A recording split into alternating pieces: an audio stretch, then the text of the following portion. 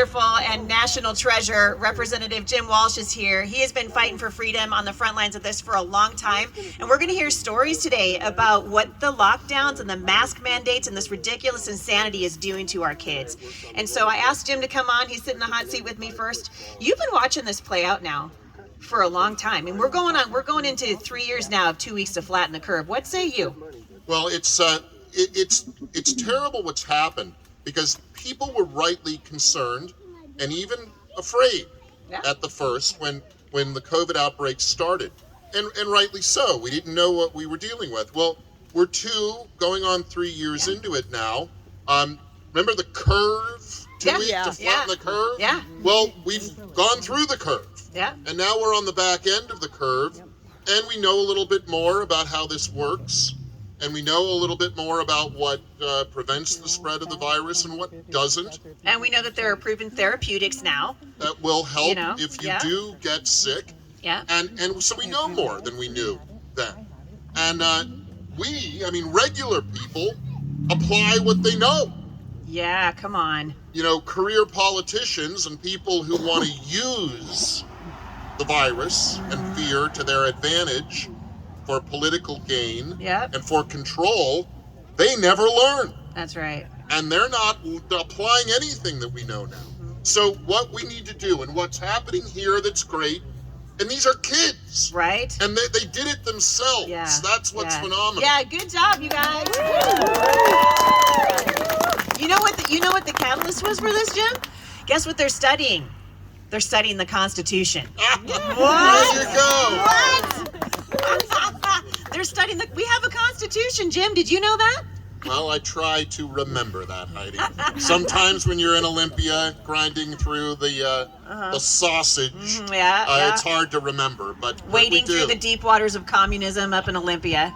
And a lot of times the people promoting the bad stuff, they don't even know what they're doing. Right. They don't fully understand. Right. Well, this is what happened with those anti-police laws that got passed, right? So a bunch of ding-dong Democrats passed this anti-police laws, and then all of a sudden they're like, oh, wait a second, we didn't think about that unintended consequence. It turns out, crime is rising, and people are terrified to go to the grocery stores now. We got smash and grab happening, and this all came out of, wait for it, Olympia. Yes, it did. And always watch the unintended consequences. I'm not sure that they're all unintended. I think some of them, they knew what was likely to happen. I mean, when you tell frontline police officers they can't chase suspects and criminals, when you tell them they can't use their training to de-escalate a situation that might get violent, what are you going to get? You're going to get more crime. And you're going to get more violence. Did you go to college to know that? Come on, tell the truth. No. You don't need to go to college to learn this. You just knew Where do you learn it? Right here. Right here.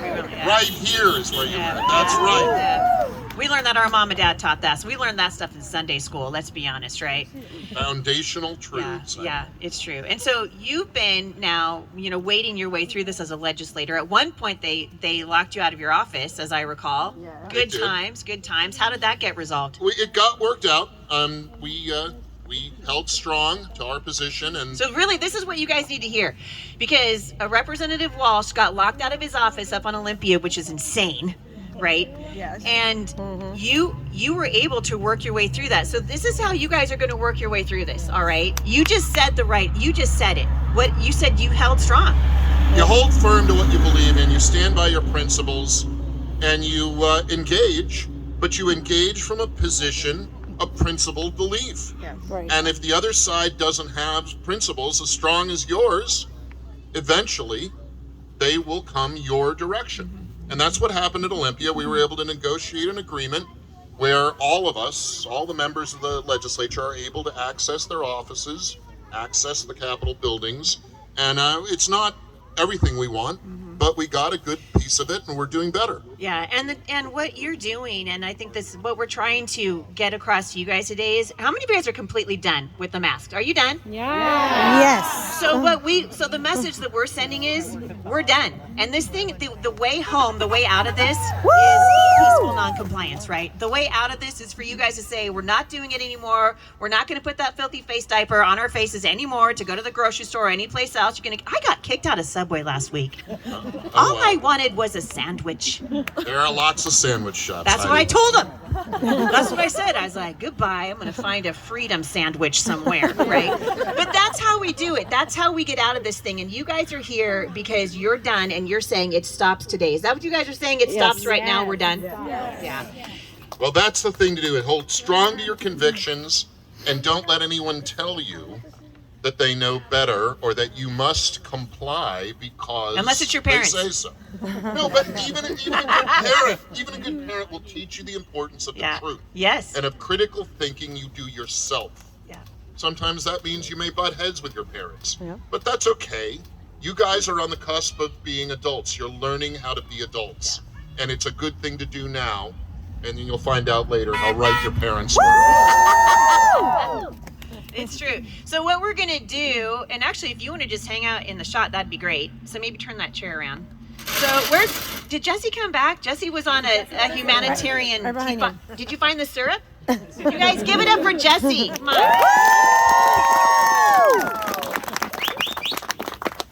So we're going to go ahead and you're going to have to hold 2 microphones. I know, it's exciting, but they can't hear you if you don't hold both of them. So what I want to do is just introduce people to you because really this is happening in large part because you decided enough is enough. And that's really what it takes is one person with courage. You know, Billy Graham said that when one man takes a stand, the spines of others are stiffened. And that's what you've done. You've taken a stand. And when you take a stand, you'll find that you're not alone. So what are you doing out here? It's cold. Well, we're tired of being told what to do. Yeah. Was there a breaking point for you? I heard you're studying the Constitution. Yeah, well, our teachers, 2 of them, are with us today, and they're big supporters of what we're doing, but we didn't get to go to school our sophomore year. We didn't get to go to school most of our junior year, and now our senior year we have to wear masks, and school has become all politics. There's no teaching left in the school. It's just you have to wear a mask, do what you say, keep all the doors locked. It's just all based on fear, and we're tired of being held down. Yeah, I'm glad to hear it. When you say that, you know, because Jim, you just said something that was so important. You mentioned unintended consequences. You are experiencing that on a daily basis here. Basically, these kids have had 2 years of their lives stolen from them, and Inslee wants to keep it going forever and ever. And you're saying no more, enough is enough. What are some of the unintended consequences? Because good people can disagree on this issue, but it's been long enough, right? And we're done. And we're not going to live under fear anymore. But you have experienced this firsthand, as it's so many of the students right behind you. What are some of the unintended, maybe we didn't think about that when we said put a mask on your face. What are you experiencing? What's it been like to live through? Well, it's depressing. There was people like I have always had good grades and I liked school, but I was ready to quit school and just go get my GED and be done with it. And all these kids that are out here are honor roll students and the ASBs out here and kids that like being in school and do well in school, and we can't go back in there because it's just depressing. Yeah, I noticed the other day I was in Costco. People don't look at each other anymore. Have you noticed that? Right. You guys notice that too? People aren't making eye contact anymore, right? And you're noticing that too. And you said that it's depressing. Have you been hearing from other kids who have been struggling with depression while this has been happening? Well, yeah, we don't have that social contact that we had, when I was a freshman, when this wasn't a thing. No one looks at each other, hardly anyone talks to each other. When we came back from remote learning, our class was dead silent for the whole year. No one talked to each other. It was weird because they're classmates that I've had in my class since preschool, and we didn't know how to talk to each other after just a couple of years of not seeing each other. Yeah. And I'm trying to think, if this is having this impact on you, what is it doing to kindergartners and the little kids who need that? They need to see faces. We need that, right? Do you guys need that interaction? Yeah, we need that. So Jesse, where do you go from here? What's your plan now, freedom fighter? Well, we're hoping we can get the attention of more schools, and eventually we want to go up to the Capitol and make a real difference up there and protest up there. And you've been doing this for a couple of days now, right? When did it start? Tuesday. What? Tell us about it, because there's a lot of people right now that are watching this online that are like, wait a second, where are they in Washington? Where are we right now? PL Washington. PL Washington. So out a little bit west, where most people are used to hearing about Washington State. And you guys, this is a small community, and you had enough. And then what happened? Tell everybody what happened. Well, it was the after lunch, and I heard that, we're going to do a walkout. I thought, we'll go out and, make a statement for a period and go back in and whatever. But as time went on, this is, I think, day 4, and we're still out here. So, yeah, it turned into a pretty awesome thing. Yeah, that's awesome. And are you going to continue? What's the plan? I'm not really sure. Yeah. Yeah, it's something I'd have to talk to our whole group about and see yeah. if we're going to keep doing it, or we're talking about maybe just going in on Monday and not wearing masks and seeing what they can do. They did that in Washougal. Are you guys watching what's going on Yes. in Washougal? So what is it, over 100 kids, I think, right? That said enough is enough. And I think you guys are sending a message loud and clear. And I think people are, I bet there's a lot of people watching this. If these guys continue the walkout, they're going to show up on Monday with heaters, hot dogs, food trucks. We could have a lot of fun. And I'd love to see you continue. Jesse, did you get your mandate shirt yet? Yep. Your mandate shirt. All right, you guys give it up.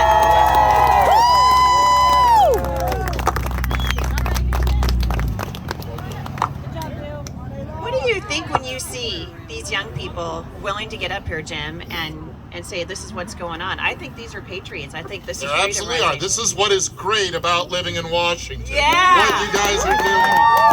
I love it. All right, young lady, what's your name? Ava. Ava. You guys give it up for Ava. All right, what are you doing out here? It's cold. I think the masks and vaccines, it doesn't work. There's been proof, there's been statistics. Nobody listens to them, but there's proof that masks don't work, and we're just trying to make it optional for those who don't want to wear a mask on their face for the rest of their life. What are you talking about? Freedom? Are you saying people should have the right to choose? Yeah. What do you read your Constitution? You know the Constitution? Yeah. Yeah, she does. She does. Ava's a freedom fighter. So, Ava, I want to know, just on a personal level for you, what grade are you in right now? We got an 8th grade freedom fighter, you guys. Woo! So proud of you. This is giving me hope for the country. Are you having some hope right now, Jim?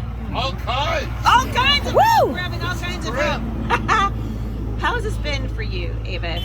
So this started in 6th grade for you. So you haven't, there goes your whole junior high, which a lot of us will be like, you didn't miss anything. But let's say your whole junior high, it's COVID, right? It's kind of weird to realize the fact that junior high is where a lot of your personality is built, and my entire personality, my entire character, and how I act was built on 2 years of staying inside and trying to socialize on a Zoom meeting. So it's not okay to keep this up. So when you guys came back, did you notice a change in the way the students behaved toward each other? What did you notice? I was not social beforehand, but when I came back, I didn't know how to socialize at all. Before I was awkward, and I just didn't talk. I didn't make eye contact like Jesse was saying. I didn't understand how to function anymore. I think you're doing pretty good. You got a microphone in your hand right now. Most people, did you know that's the number one fear of most people is public speaking? It is true. Look at you, girl. Stressful. Yeah, she's like, it is true. I'm really proud of you. So what are you planning on doing going forward? Yes. What are you planning on doing? Keeping up the rallies, mostly leaving it in the hands of seniors and stuff, but being there for support, just trying my best to make it known. Yeah, good. I'm really glad that you're here. I'm really thankful you're standing up for freedom. You guys are doing what a lot of adults did not have the courage to do. And so we appreciate it. We're gonna this is the way home, you guys. It really is for you to stand up. So I appreciate it. You ready to get your free No More Mandate shirt? Yeah. Yeah, you guys give it up for Ava. Woo!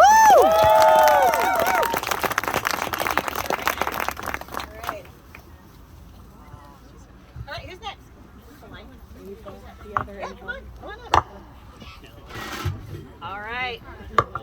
Hold them both, yeah. What's your name? I'm Brooklyn King. She was my sister. Brooklyn. Oh, you guys give it up for Brooklyn. All right, Brooklyn. So what grade are you in? Yeah, don't let them touch each other. They're like clickety clacking. There you go. What grade are you in right now? I'm a freshman. So you're a freshman. So basically, you haven't had a normal high school experience, No. right? Not at all. What has the last 2 years? What has it meant to you? Like when you look back on this, you're gonna have kids of your own someday. Yeah. When you look back on this, what are you gonna remember? Just not really having a middle school, transferring into high school. It was pretty hard, and then like not going, just like being pulled out of the school. Like the first time, it was kind of scary because you didn't know what's happening, and so then you're just not having like the last year of middle school. It was like not normal. Yeah. You weren't really socializing. You were all by yourself. It felt like. Has it hurt your relationships? Like, have you noticed that it's hurt? Because I noticed, like, I go into Costco, people are mean to each other now. Yeah. They are. Like, it used to be, hello, who does not love Costco, right? But then Yeah. they start kicking you out, and people are yelling at you and following you if you don't have a mask on your face. Have you noticed that it's made, like, do you feel like the atmosphere is tense? Yes, very tense. Yeah. And can you go to school now without a mask, or do you have to wear a mask? I have to wear a mask. You have to. Are you sick? I'm just curious. No. No, but you have to wear a mask. Yeah. Interesting. Yeah. Fascinating. Yeah.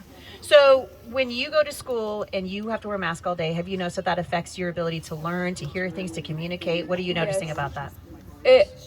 I actually get a headache most of the time with wearing a mask. And it's just like, it affects everything. It's hard. Yeah, and it's very hard to hear most of the teachers when you're learning. So they have to keep saying it over and over again. Yeah. I was at, again, I keep going back to Costco because I'm so traumatized by the whole thing. But I'm at Costco and I'm trying to, check out, buy my groceries. And of course, I'm not wearing a mask because I don't do it.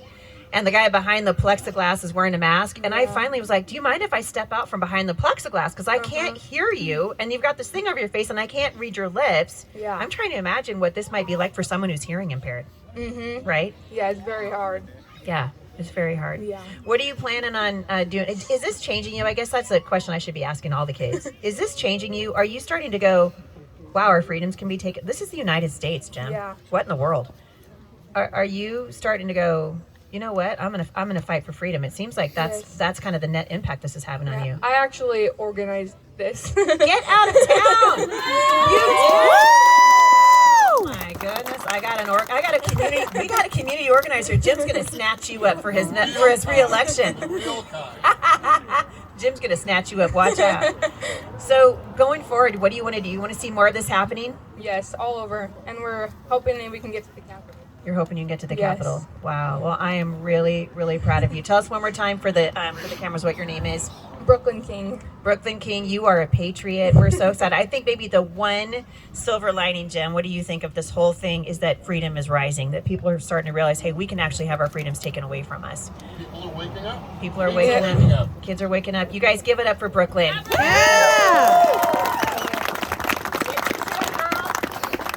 All right, who's next? Who's the next one has to look at? You getting up here? All right, who's this? Who we got? Addie. You guys give it up for Addie. Woo! Addie, what grade are you in? I'm in 8th grade. You're in 8th grade. So again, 6th grade, you go into 6th grade and COVID hits. So basically, did you go to school at all for 7th grade? Not really. We were probably in school for maybe half of the year. How were you online learning? Yes. Online learning. This is a sweet thing, isn't it? Online. How was that for you? It was really hard to turn stuff in and to stay focused, really. Yeah. And did you feel like you got the full education that you needed for your 7th grade year? No. How do you feel about now? You feel like you're getting the full education you need right now? Sort of. I know a lot of kids are behind in school. I see my class struggle with class every day. What? Okay, so you say that you're seeing your class struggle every day. What? Describe that to me. What do you mean? They just can't stay focused. They're all against masks. They hate it. We get yelled at a lot to Who's yelling at you? our teachers. Really? How's that make you feel? It kind of Is this fostering goodwill between the teachers and the students? No. No, it's not. So when you're in class and you notice that other students are struggling, do you feel like there's more fear in your classroom now, which kind of impedes? Like if you're a mom and you lose your kid in the grocery, the mom's like, oh yeah, that's right. As soon as you realize that you're afraid because you've lost your kid, you can't think straight anymore. You forgot what you're there grocery shopping for. You can't remember. I have a feeling that that's kind of a similar thing with when you guys are always under this constant threat of being yelled at, or you got to keep this thing over your face and it's kind of hard to breathe. Yeah. Do you feel like it's changing the way that you guys are interacting as a general rule then? Yeah, I know the lack of respect from teachers has definitely reflected on my class. We have lack of respect for each other. So that's interesting. So she just said there's a lack of respect that she's feeling coming from the teachers and probably back to you. Said it's a two-way street. Would you guys agree? Do you think that's true? Yep. Yeah. Wow. And that's a big difference, right, from before the Rona? Yeah. Yeah. Wow. So what do you hope to see happen now? Are you gonna go? Is your plan to go back to school? Are your parents like, what are you doing out there with the microphone? I mean, what's your plan? What are you gonna do now? I'm actually representing Willapa Valley, which is by Raymond. Okay. I've been quarantined for the past week. Raymond is in the house. I'm hoping this is... Wait, you've been quarantined for the last week? Yeah. Really? Better watch because out. I was sick Saturday, but I'm fine now. And I just was told I wasn't allowed to go back to school until Monday. Wow. Okay. Wow. Interesting. So I have a question for you guys. Before COVID, did your schools have a health policy in place? Yes. Did they? Do you remember what the health policy was roughly? Yep. What was it? Wear your mask. No, social before distance. COVID. Oh, Before COVID. Let's not talk about. We'll never say the mask word again after this, all right? We're gonna come up with other M words. You can help me. Okay. But before this happened, do your schools have health policies? Like if they say, hey, if you have a fever, Stay home. you stay home. That's so interesting. Green goop from your eyes, Right. you stay home. Yeah, sore throat, Stay home. you stay home. And so really, nothing's exchanged except for, you don't look sick and you don't have a sore throat and you're not sick, stay home anyway. Right? Is that kind of how it went down now? Yeah. So it's absurd, truly. I mean, we're beyond now. So you're gonna keep fighting. Sounds like you're gonna be on the front lines of this thing. I And hope this goes to Raymond and South Bend and even my school, that they start fighting for this too. yeah. You know who she reminds me of, Jim?